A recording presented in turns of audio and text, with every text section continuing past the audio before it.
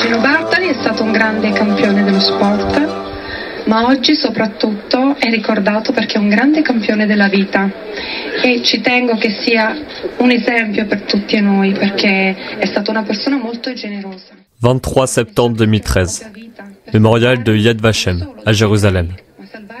13 ans après sa mort, le nom de Gino Bartali apparaît aux yeux du monde gravé dans la pierre. Io non sono sola perché io sento che comunque sia mio papà che mio nonno sono qua con noi. Toutefois, pour mieux comprendre le symbole derrière cette gravure, remontons quelques décennies en arrière.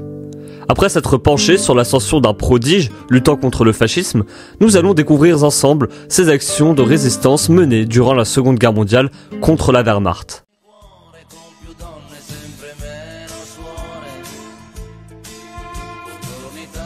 Bonjour et bienvenue dans ce deuxième épisode de la 5e série de Géosporétique où nous allons nous plonger dans un nouveau chapitre de la grande histoire du sport dans lequel Gino Bartali réalise la course la plus risquée de sa vie. Lasciatemi cantare con la chitarra in mano, lasciatemi cantare una canzone piano piano, lasciatemi cantare. Si la finance juive internationale, en Europe et hors d'Europe, parvenait à précipiter le monde dans une nouvelle guerre, la conséquence n'en serait pas la bolchevétisation de la terre et la victoire de la juiverie, mais l'anéantissement de la race juive en Europe. Si Mussolini ne parvient à s'entendre avec le reste de l'Europe, l'Allemagne nazie, gouvernée par un certain Hitler, en fait exception.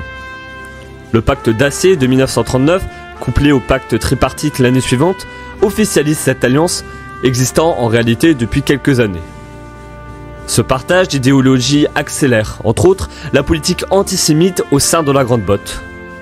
Inspiré par les lois de Nuremberg, dès l'automne 1938, le Duce promulgue le Leggi per la difesa della Raza, s'identifiant comme un ensemble de mesures législatives et administratives à l'égard des Juifs.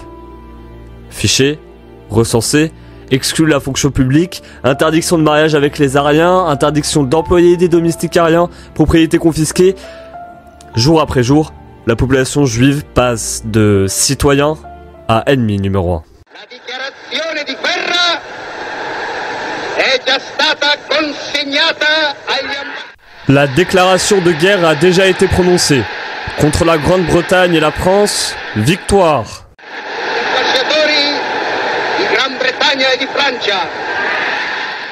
L'Italie ne rejoint finalement la guerre, en tant que l'une des puissances de l'Axe, seulement à partir de 1940, lors de la réédition de la France le 22 juin. Bartali bénéficie alors d'un régime particulier, ce dernier étant mobilisé en tant que messager militaire à bicyclette, ce qui lui permet de s'entraîner, mais aussi de disputer les quelques courses encore organisées à l'instar de la Coupe Marine à Pavie. Néanmoins, poussé une nouvelle fois par sa dévotion envers la religion, il répond favorablement à l'appel de son ami le cardinal Elia Dalla Costa qui requiert son aide pour acheminer des faux papiers vers les couvents de la région où sont cachés des juifs. Ginataccio se rend même parfois à Rome dans l'optique de livrer des documents. Mussolini avait dit « Nous vaincrons ».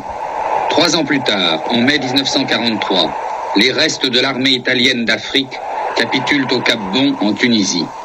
C'est la fin du grand rêve fasciste. Il n'y aura pas de second empire romain. Et d'Alexandrie à Tanger, ce sont les Alliés qui tiennent les rivages de la Méditerranée. En juillet 1943, le cours de la guerre change en Italie. Les Alliés débarquent en Sicile, ainsi que dans la péninsule du pays. Le 25, Mussolini se voit destitué par le roi Victor Emmanuel III dans un contexte où les forces de l'Axe commencent à accuser le coup. De fait, la Wehrmacht contre-attaque dès septembre et envahit le grand nord de la Botte, entraînant une période d'occupation marquée par une poursuite accrue des Juifs, à l'image de la rafle du 16 octobre 1943 à Rome. Pour ne rien arranger, Bartali est arrêté en novembre, puis enfermé pendant 45 jours.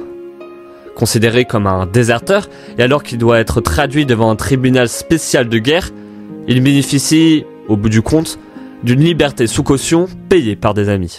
E questo è il fiore del partigiano. Oh bella ciao, bella ciao, bella ciao, ciao, ciao. Questo è il fiore del partigiano, morto per la libertà. À sa sortie, Il Campionissimo ne perd pas le nord et rejoint le réseau de résistance catholique dès la Zème.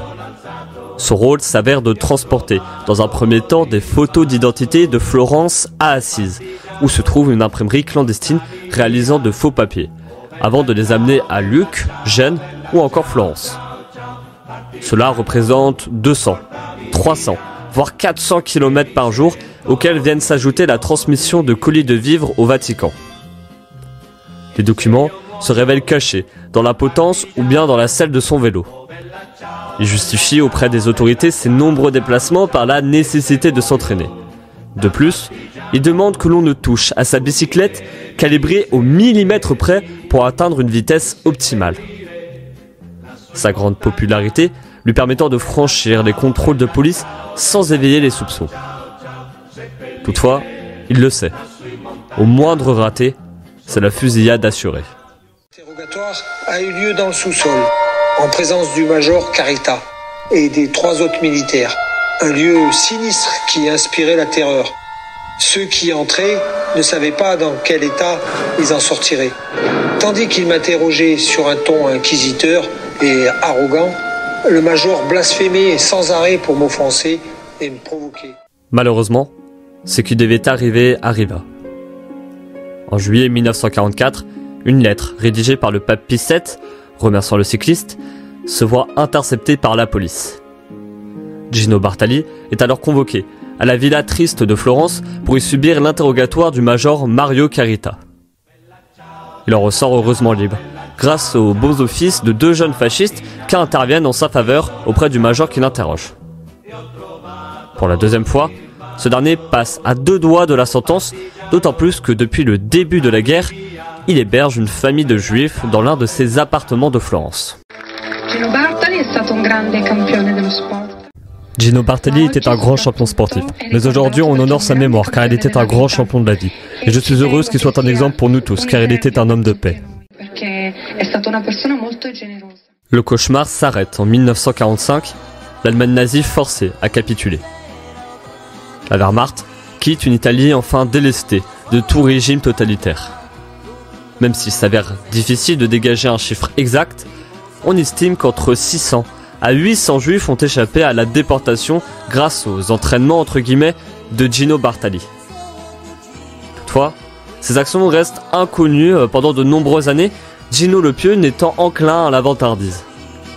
Les premiers témoignages de son rôle au sein de la résistance paraissent qu'à partir de 1978, avec la publication de l'ouvrage Assise clandestine, les prêtres qui ont sauvé des juifs.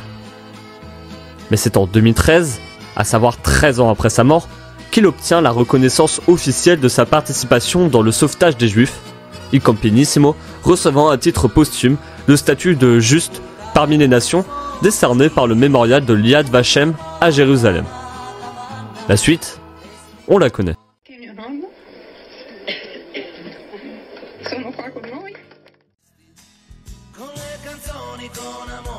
C'est ainsi que se termine ce 2e épisode de Géosporitique, Gino Bartali, le résistant à bicyclette. La participation du nouveau héros national à la reconstruction d'une Italie divisée, c'est le thème du prochain épisode. Merci pour votre écoute. C'était Alexis Gallo, à bientôt. Lasciatemi cantare con la chitarra